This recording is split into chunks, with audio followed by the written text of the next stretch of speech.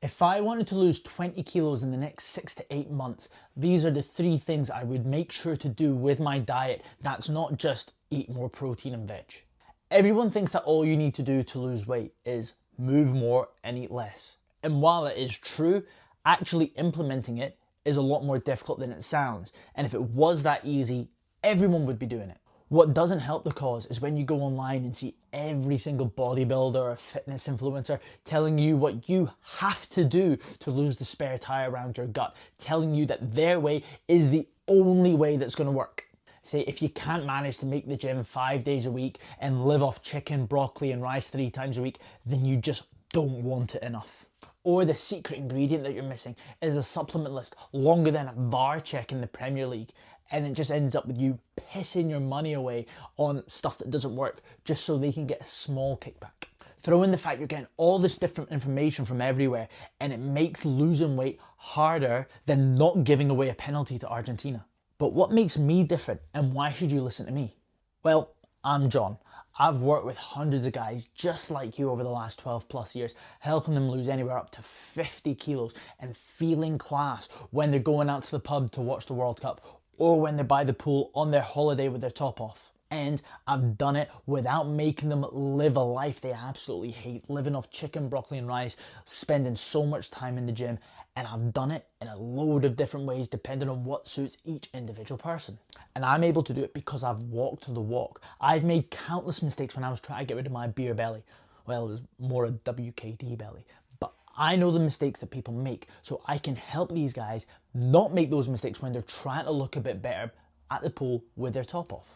And if you want help to make sure that this diet is going to be your last one and you get a bit stronger when you're in the gym, there are going to be plenty more videos just like this helping you along the way. So just like the video, subscribe to the channel, and if you want more information and shorter form content, give me a follow on Instagram at John O'Janey Coaching. So here are the 3 things I would make sure to do if I was trying to lose 20 kilos in the next 6 months. First off, I would start tracking my food using a calorie counting app like MyFitnessPal. Other ones are available. 1, straight away there's a whole lot more accountability. By seeing the shite food you're eating down in front of you, it makes it seem more real. And it's going to make you feel bad about yourself for having a full packet of 5 cookies. So you're going to second guess doing it or second think doing it because you don't want to see that in front of you. You don't want to see the calories. You don't want to see the reality that in fact you are a fat bastard. So tracking your food adds that little bit of accountability. On top of that, you get to see where the calories you're eating actually come from, and the so-called healthy foods that you think are good for you are actually rammed full of calories, and they're what's making you put on weight or not lose weight. Things like avocado, nuts, trail mix, they are rammed full of calories, and you eat them because they're natural and you think they're healthy for you.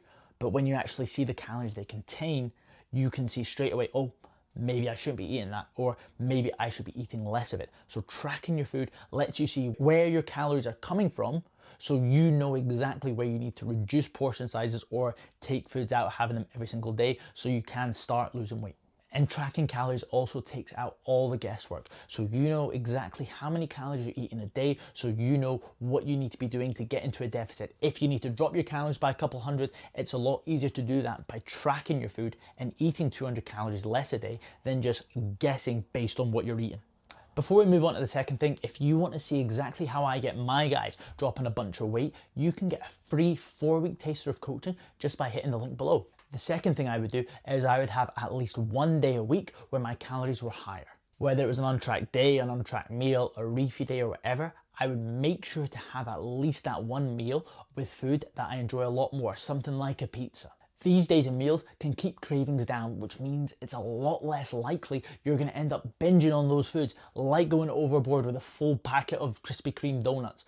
And it's those binges which mean you fall off the wagon and the diet comes to an abrupt halt.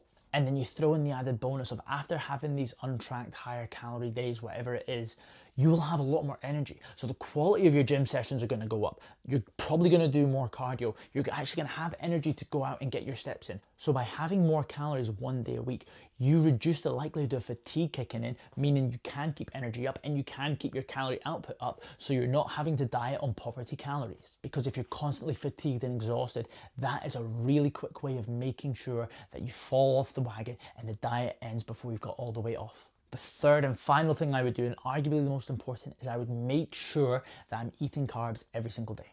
Cutting out carbs is arguably the worst thing you can do when trying to lose a bit of weight. Not only will your craving for carbs go through the roof, likely to lead to you binging on a few family-sized bags of Haribo, but you will also have the energy of a sloth running a marathon. Your training sessions are going to be awful. You're going to do less cardio. You're going to be less likely to go out and get steps in because you are so exhausted, and all you're going to want to do is sit on your arse on the couch watching Netflix all day. When I cut out carbs, getting out of bed alone was a mission, let alone going out for a run. I was just always exhausted. Keeping carbs in your diet, again, like having those higher calorie days, keeps your energy up. You're gonna have better training sessions, which means you're gonna be more motivated to keep going to the gym. You're still gonna have energy to go out and exercise, meaning your output's gonna be higher, so you don't need to drop your calories as low. Don't cut out carbs. Just don't be a greedy bastard with them, and just monitor your portion size. And if you want to see how I get my guys eating carbs and still looking class, you can get a free 4-week taster of coaching by hitting the link below. And if you want more help along the journey when you're trying to lose a bit of weight and just feel a little bit more comfortable with and without your top on, you can get more helpful videos just like this on this channel. So just hit like, subscribe to the channel, and for shorter form of content, follow me on Instagram at John Coaching.